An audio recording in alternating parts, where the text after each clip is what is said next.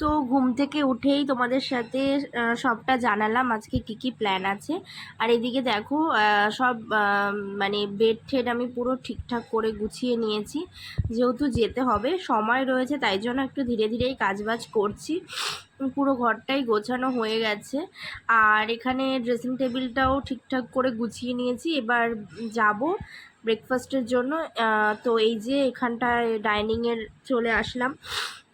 তো এখানে সব টুকটাক গোছানোর আছে, গুছিয়ে আমরা ব্রেকফাস্ট করব। ব্রেকফাস্টে কি আছে সেটা আমি তোমাদের সাথে শেয়ার করছি। সেরকম খুব একটা ভারী ব্রেকফাস্ট করব না, এমনিই প্রায় 10টা নাগাদ বাজতে যায়, আজকে একটু লেট হয়েছে উঠতে, তো ওই জন্যই। তো দেখো এখানে অলরেডি নিয়ে চলে এসেছি আমি, ফল রয়েছে আর একটু ব্রেড রয়েছে, আর এখানে একটা টোস্ট মানে ইয়ে করে নিয়ে এসেছি, আমি পোচ করে নিয়ে এসেছি। তেলের খাবার বেশিটা অ্যাভয়েড করছি, ওই জন্য ডিম টোস্টটা একবারে করিনি, তেলটা বেশি অ্যাবজর্ব করে একসাথে করলে, আলাদা আলাদা করেছি। আর এখানে চাও নিয়ে চলে এসেছি। এগুলো সব খাওয়া দাওয়া করে ফ্রেশ হয়ে স্নান করে রেডি হয়ে বেরোবো।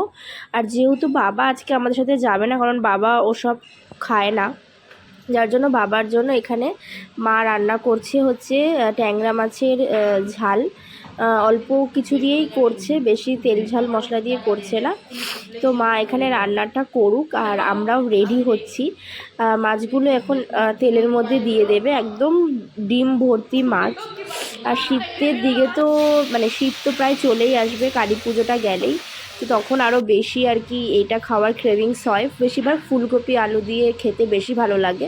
তো আজকে নর্মালি একটুখানি, যেহেতু বাবা যাবে না, তো বাবার জন্য এরকম ট্যাংরা মাছের ডিম শুদ্ধ ট্যাংরার আর কি একটা নর্মাল রান্না হচ্ছে। তো চলো এবার আমরা যাই, ফ্রেশ হয়ে নিই। মার রান্নাও অনেকটা, মাও যাচ্ছে যেহেতু, মা রান্নাটা সেরে নিচ্ছে ওই জন্য। তো মার রান্নাটাও অনেকটা এগিয়ে গেছে, আর ভীষণ ঠান্ডা লেগেছে, যার জন্য এরকমভাবে কথা বলতে হচ্ছে। তো মা এদিকে রান্নাটা করুক, আর আমরা রেডি হয়ে নিই, স্নানটা সেরে এসে একেবারে রেডি হয়ে যাব। এখান থেকে আমাদের ট্রেন হচ্ছে 2:30-এর সময়, 1 ঘন্টা বাদে ট্রেন, ওই জন্য আমাদের একটু আগে বেরোতে হবে।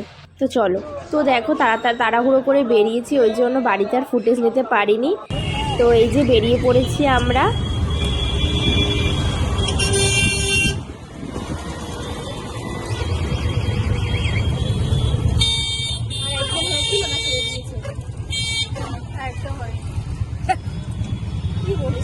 কি বললি? হ্যাঁ, না আরেকটা হয়তো নিয়েছিল, ওরা নেমে গেছে।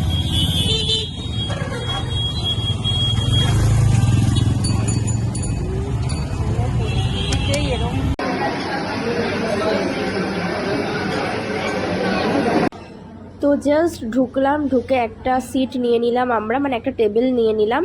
এখনও একটু ক্রাউডটা কম রয়েছে, জাস্ট দুপুর থেকে বিকেল হয়েছে। তো তোমাদের সাথে আগে অ্যাম্বিয়েন্সটা শেয়ার করি। ভীষণ সুন্দর একটা ক্যাফের অ্যাম্বিয়েন্স দেখো।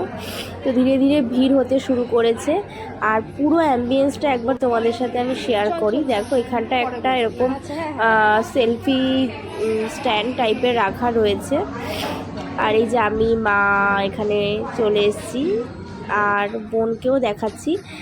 এবার অর্ডারটা তো করব, তার আগে আমি একটুখানি নিজের কটা ভিডিও বা ফটোস তুলে নিচ্ছি, কারণ এরপরে না ভীষণ রাশ হয়ে যাবে, তখন আর ফটো ভিডিও কিছু করা যাবে না। আর খেতেও হবে, যেটার জন্য আসা, নবমীর মহাভোজের জন্য।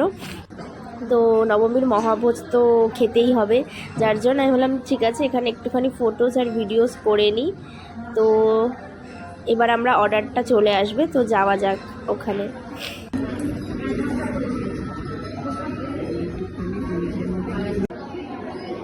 তো দেখো এখানে আমাদের খাবার চলে এসেছে, কী কী আছে তোমাদেরকে একটু দেখিয়ে দিই।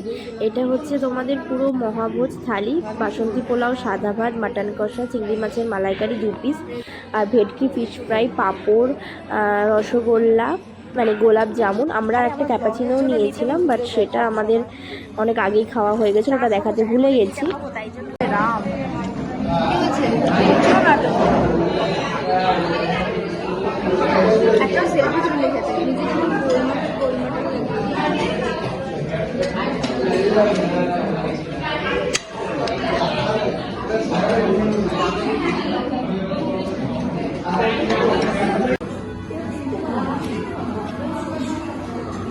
কেমন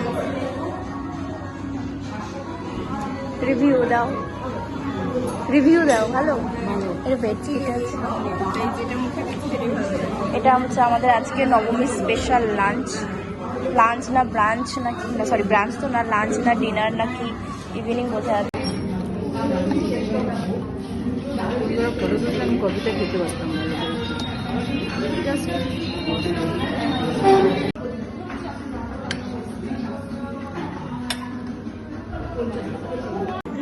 তো খেতে খেতে আমরা ফ্রাইড রাইস আর চিলি চিকেনও নিয়ে নিয়েছি। দেখো একটু বেশি আর কি অর্ডার করে ফেলেছি, কারণ অনেক দিন পর আমরা বাইরে বেরিয়েছি মা বোন আমি মিলে, তো এটা তো করারই কথা ছিল।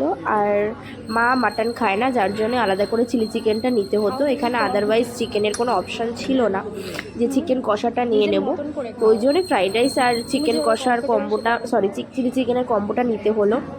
তো চলো খাওয়া দাওয়াটা করি।